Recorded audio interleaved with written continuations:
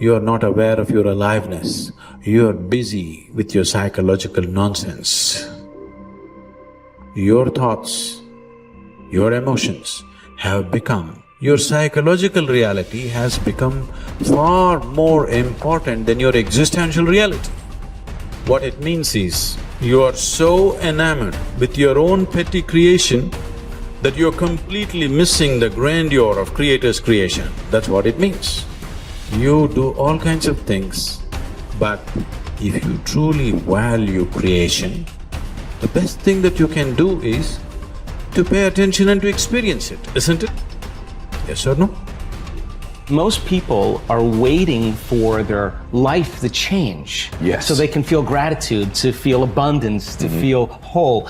You know, that's the old model of cause and effect, you know. So if you're living with emptiness, you're living with lack, you're living with pain, most people have been conditioned that something out there has to take away this emptiness or feeling inside of them. But if you believe that you're creating your life and you're living by lack, well, lack isn't going to create abundance, right? So then it makes sense then that you don't really actually create wealth, you generate wealth, you generate abundance. So the moment you start teaching your body emotionally what that future is going to feel like before it's made manifest, well, your body, as the unconscious mind, believes it's living in that future in the present moment.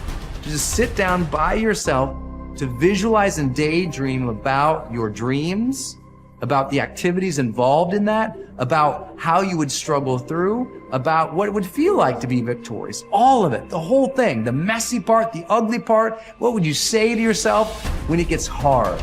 That's what you need to do. To truly actualize a dream, we got to begin with seeing it and sensing it.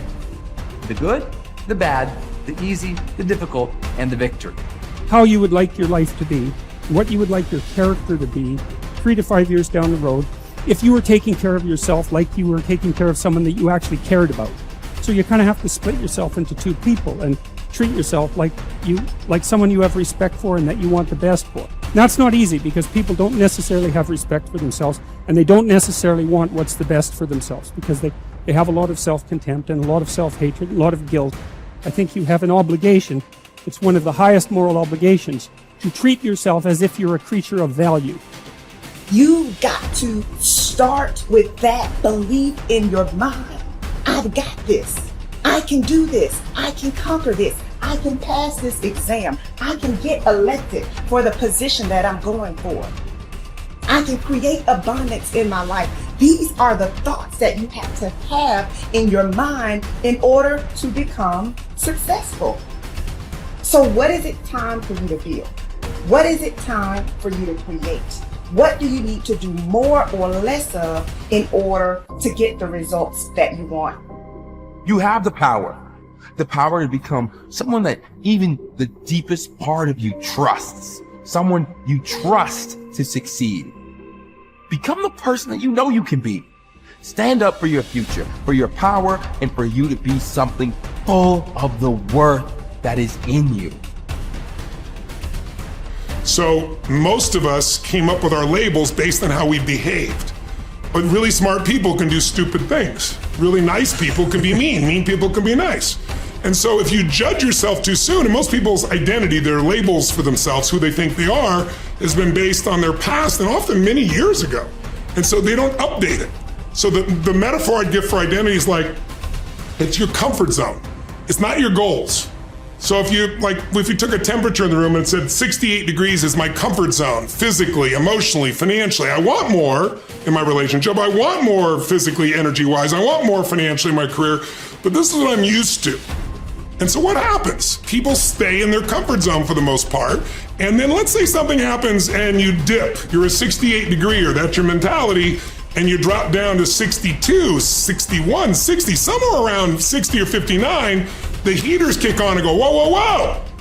You're a 68 degree, what the hell are you doing? We've all experienced that. All of a sudden you go, I'm not gonna live like this anymore. I'm not gonna be in this relationship. I'm not gonna be fat like this. Boom, and you get this drive and you start to change. But what most people don't understand is it happens on the upper end too. Meaning, let's say you got momentum, you start crushing it, you start doing even better than you think. You go from 68 to 70, 88, you're at 98 degrees. Financially, emotionally, spiritually, whatever the metaphor is. And then what happens? You're going to say, hey, your brain goes, who the hell do you think you are? You're not a 98 degree here. Right? Get back to 68. And if nothing else, the heaters stop, you lose your drive, and that'll drift you back. And not enough, the air conditioner can kick on, and you start to kind of sabotage yourself till you get back to your comfort zone. So unless you expand your identity, change is temporary. It's like when someone says to me, I've stopped smoking, it's been 8 days. I go, why are you counting? And I say, why are you counting? So you can tell people how long you lasted this time? Like if I went to somebody and I said to you, hey, you know, Louis, you want a cigarette? You're not going to say, what brand is it? You go, no, Right. I'm not a smoker. Notice how people, I'm not one of those. That's not my identity. Identity is the strongest force in the human personality. If you look at Lance Armstrong, who has a mixed identity now in the culture, this is a guy that had to win and found a way to win. So when he was told he had cancer in his lungs, in his brain, and in his testicles, and he rides a bike, and he's gonna die, his answer was, no, I'm a champion. I find the way. I will find the answer. And he did. Now, unfortunately, he bent the rules around the sport, and it kind of ruined his reputation, obviously. But that mentality, his identity is why he survived. Other people told they have cancer, and they're like, it's over, they give up, they start arranging their affairs. And so that psychological difference is the number one thing I work with people on, because unless you expand your identity, you're going to basically keep where you are. You might improve a little or not. You might go up and down a bit, but you're going to stay within a realm.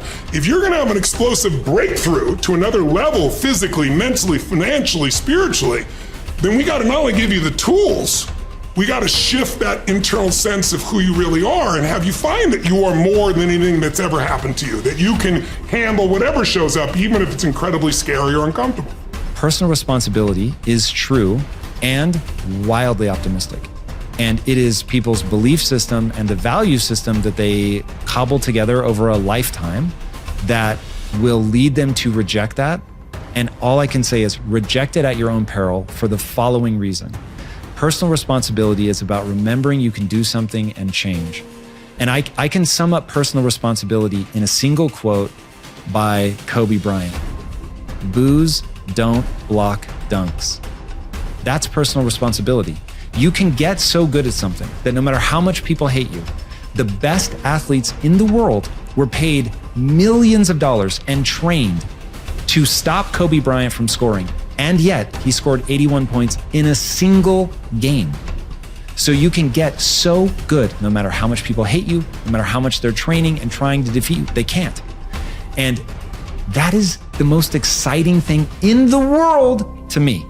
That, wait, you're saying that I can get so good at something that at least the vast majority of humanity can't stop me? There will always, of course, unfortunately, I don't yet believe that I am Kobe Bryant in anything that I care about. So, but that I can get better than the vast majority of humanity at something by dedicating my time and energy to that thing. That is so cool. That is so liberating. It's changed my life. It's given me hope. It got me up off the floor. It in every possible way, it has changed my life. It is the thing that I rely on when I'm feeling my most anxious. I'm like, I can get better at this. A word. And then I remember, that's right. Like if I put time and energy into this, I can get better. So it's okay if I'm actually not good at this. You have only to keep in mind the experiences you wish to meet in order to control your own future. Shakespeare expresses the same thought in another way.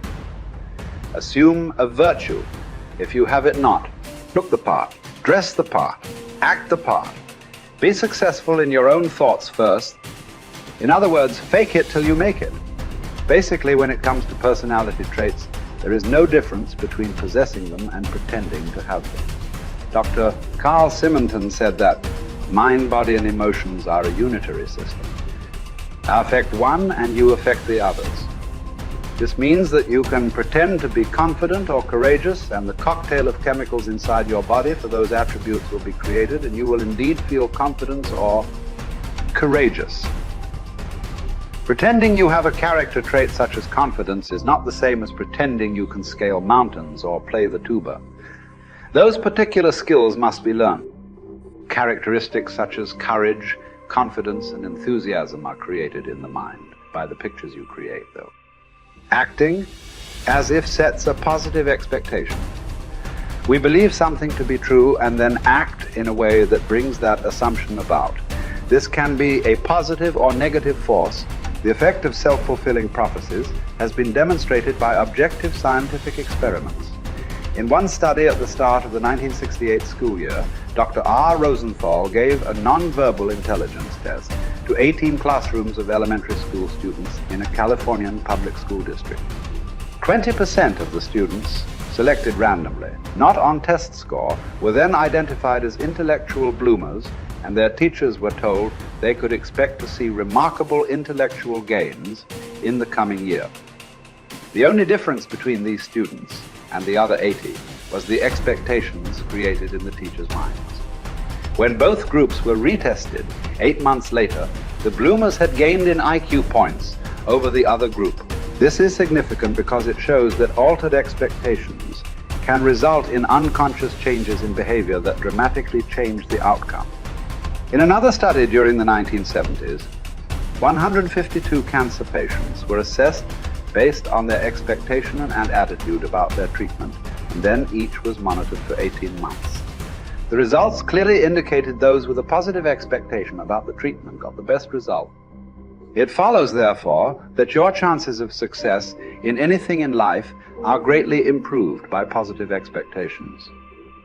Man is like the wireless operator. Man is subject to miscellaneous wrong through currents if his mind is not in tune with the infinite, or if he is not keyed up to higher vibrations than those of negation. If you want a quality, act as if you already had it.